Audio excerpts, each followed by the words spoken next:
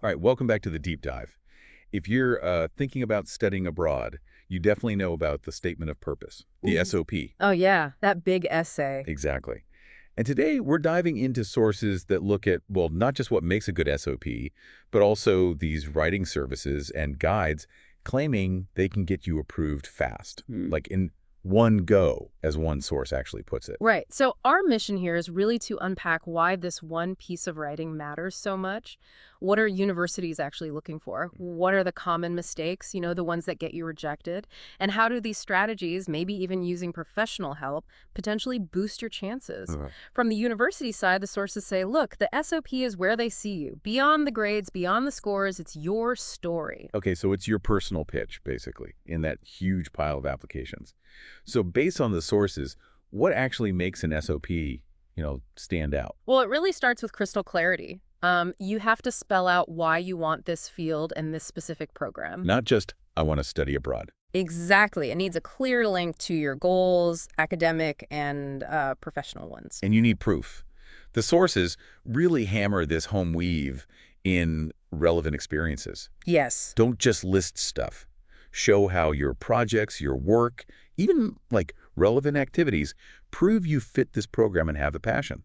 Sort of show, don't tell. Absolutely. And that ties into something really crucial. The sources stress tailoring it. Mm, Customization for each university is, well, it's essential. non-negotiable. Pretty much. A generic SOP is just forgettable. You absolutely must explain with details why this place, their specific programs, maybe even, a professor's So research. why that's the perfect fit for you. Precisely. It shows you've done the reading, you're serious, and it's a genuine match. Okay, so if that's what works, where do people usually mess up? What are the pitfalls? Put your finger on there and move it along like you're reading a A big sentence. one is just being vague. Lack of clarity, focus, rambling paragraphs that just don't cut it. And honestly, basic errors, grammar, structure mistakes, huge turnoffs.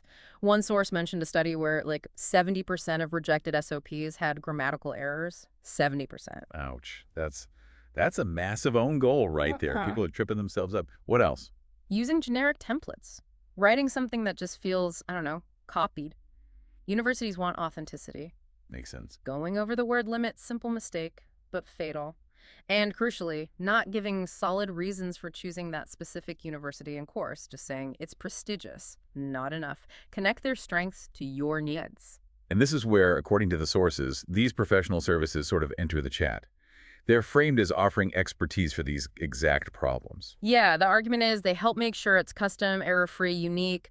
They also talk about keyword optimization, like helping you get past the university's automated screening systems, Well, yeah, like HCSS. SEO, but for your application. Yeah, kind of, yeah. And the big promise, based on this material, is faster approvals, a narrative that actually boosts your admission chances. One source even threw out a stat. 60% of students using services got in first try in a 2024 study. Wow, that 60% number is pretty compelling. It shows how high the stakes feel. The sources also advise, if you go that route, look for experienced academic writers, check reviews, ask for samples. Make sure it's plagiarism-free, compare costs. Right, ensuring you get proper guidance to make your story meet their specific requirements. Exactly. Treating the SOP like the strategically important document it is. So let's pull this together. Core takeaways from this deep dive into the sources. Okay, a winning SOP needs absolute clarity. Specific goals tied to that specific program. Real, relevant experiences demonstrated well.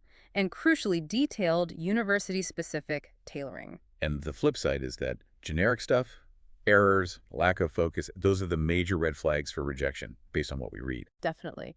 And the sources suggest professional services might help navigate this complexity, aiming for an application that impresses both the machines and the humans reading it, maybe even speeding things up.